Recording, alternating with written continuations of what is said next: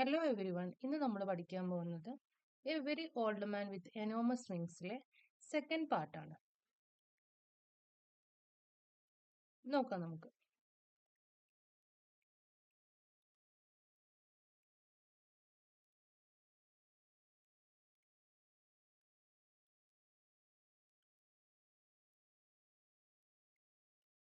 Frightened by the sight, Pelayo ran to get Elisenda, his wife.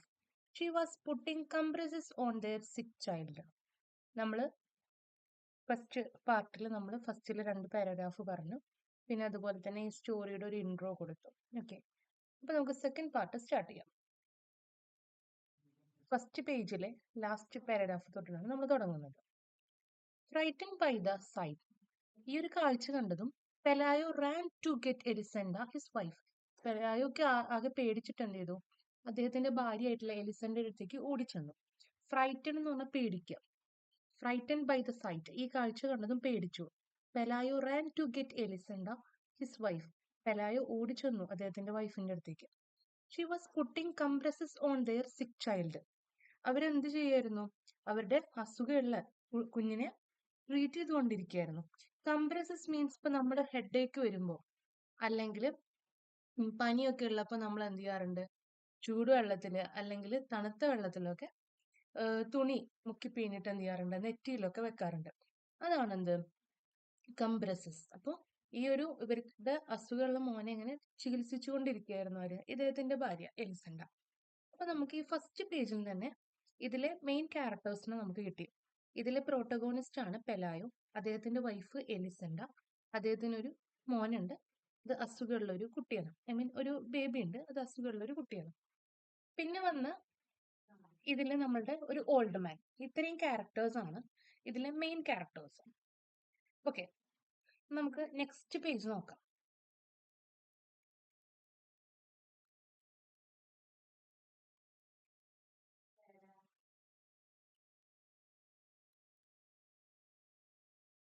He took her to the rear of the courtyard. അങ്ങനെ അവൻ എന്ത് ചെയ്തു, പെലായോ അദ്ദേഹത്തിന്റെ ഭാര്യയായിട്ടുള്ള എലിസന്റെ ആ കോർട്ട്യാർഡിന്റെ പുറകിലേക്ക് കൊണ്ടുപോയി. ദേ both looked at the fallen body, അവര് രണ്ടുപേരും ആ ആകാശത്തു നിന്ന് വീണ് കിടക്കുന്ന ആ ഓൾഡ് മാന്റെ ബോഡി ഇങ്ങനെ നോക്കിക്കൊണ്ടാണ്.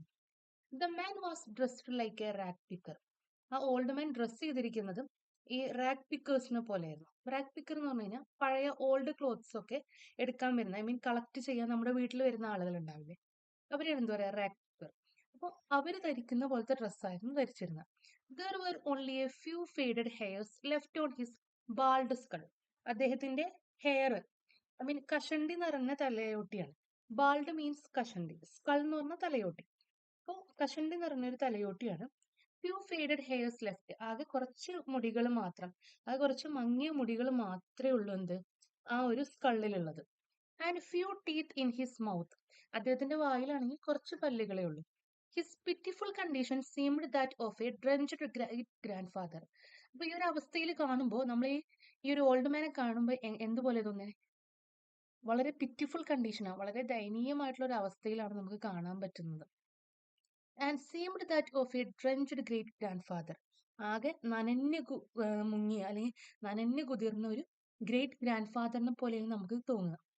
ഡ്രഞ്ച്ഡ് എന്ന് പറഞ്ഞാൽ നനഞ്ഞു കുതിർന്ന, പിറ്റിഫുൾ എന്ന് പറഞ്ഞു കഴിഞ്ഞാല് വളരെ ദയനീയമായിട്ടുള്ള അവസ്ഥ.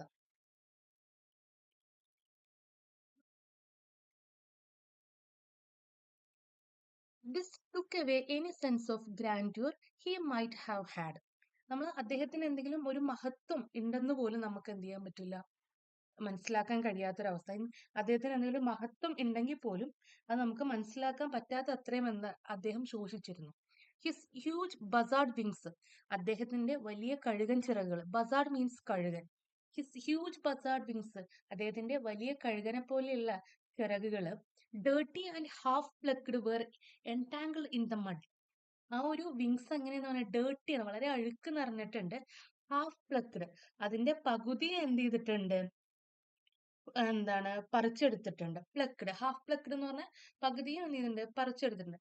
അദ്ദേഹത്തിന് വലിയ കഴുകൻ ചിറകുകളുണ്ട്, പക്ഷെ അദ്ദേഹത്തിന്റെ ചിറകിന്റെ പകുതി എന്ത് ചെയ്തിട്ടുണ്ട്, മുറിച്ചെടുത്തിട്ടുണ്ട്. പ്ലസ് ഡേർട്ടി ആയിട്ടാണ് കാണുന്നത്. were entangled in the mud. ഈ മഡിൽ ഇങ്ങനെ entangled, ട്വിസ്റ്റ് ചെയ്ത് ഇങ്ങനെ കിടക്കുകയാണ് എന്ത് അദ്ദേഹത്തിന്റെ ഈ ചിറകൾ കെട്ടിപ്പിണഞ്ഞ് ഇങ്ങനെ കിടക്കുകയാണ്. They looked at him so long and so closely that Pelayo and Elisenda were soon overcome their surprise. അങ്ങനെ കുറച്ചു നേരം കഴിഞ്ഞപ്പോഴേക്കും നമ്മുടെ പെലായോടെയും അതുപോലെ എലിസന്റെയുടെയും ആ ഒരു സർപ്രൈസ്, ഇതിനെ കണ്ടിട്ടുള്ള ആ ഒരു എന്താണ് സർപ്രൈസ്, ഒരു ആദ്യം ആ ഒരു അവസ്ഥയ്ക്ക് എന്ത് ചെയ്തു മാറി വന്നു. In the end they found him familiar. അങ്ങനെ അവസാനം അവർക്ക് ഒരു ഫെമിലിയർ ആയിട്ടുള്ള ഒന്ന് തന്നെയാണിതെന്ന് മനസ്സിലായി. Then they dared to speak to him. അങ്ങനെ ധൈര്യം സംഭരിച്ച് അവര് അതിനോട് സംസാരിക്കാൻ തുടങ്ങി. He answered in an incomprehensible dialect with a strong sailor's voice. വളരെ ശക്തരായിട്ടുള്ള സെയിലേഴ്സ്, നാവികന്റെ ഒരു സ്വരത്തിലാണ് അദ്ദേഹം സംസാരിച്ചത്.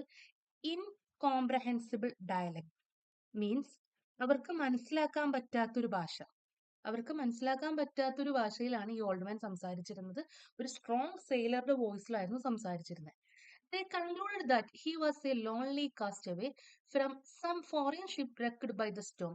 കൊടുങ്കാറ്റിലൊക്കെ തകർന്നിട്ടുള്ള ഒരു ഫോറിൻ ഷിപ്പിൽ നിന്ന് എന്താ ഈ കരയത്തേക്ക്, ഈ തീരത്തേക്ക് അടിഞ്ഞ് അടിഞ്ഞ ഒരു കാസ്റ്റവേ ആണ് ഇദ്ദേഹം എന്ന് മനസ്സിലാക്കുകയാണ്. ലോൺലി കാസ്റ്റവേ മീൻസ് ഈ എന്താണ് നമ്മളുടെ ഷിപ്പിൽ നിന്നൊക്കെ ഈ തീരപ്രദേശത്തേക്ക് വലിച്ചെറിയപ്പെടുന്ന ആളെന്നാണ് മീനിങ് കാസ്റ്റവേ. ഫോറിൻ ഷിപ്പ് നമുക്കറിയാലോ, എന്താണ് ഒരു വേറൊരു രാജ്യത്തെ ഒരു ship. Wrecked by the Storm.